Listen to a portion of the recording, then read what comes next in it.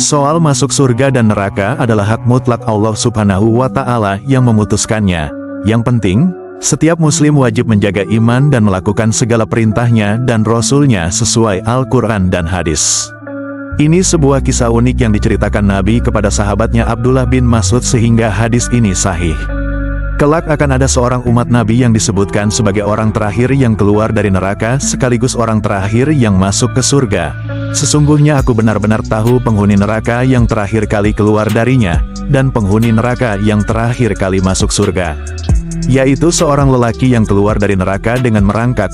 Maka Allah Ta'ala berkata, "Pergilah dan masuk ke surga."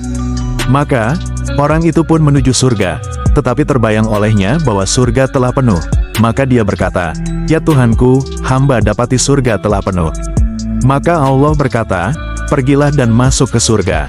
Orang ini pun berjalan lagi ke surga, tetapi sebelum sampai ke surga ia kembali ragu dan membayangkan kalau surga telah penuh oleh manusia. Maka dia kembali berkata, "Ya Tuhanku, hamba dapati surga telah penuh."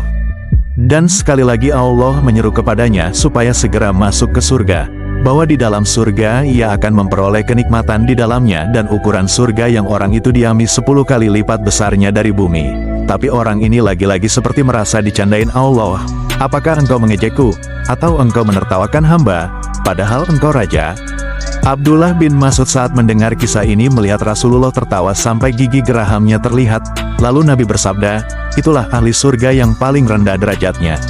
Kisah yang diceritakan Nabi kepada Abdullah bin Mas'ud ini kelak akan terjadi dan dialami oleh lelaki ini kelak setelah kiamat.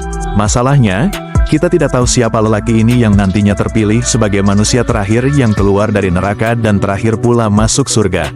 Yang jelas, meski Allah disebut Nabi ikut tertawa karena kepolosan lelaki itu, yang pasti Allah juga tidak sedang bersendau gurau atas setiap ketetapannya.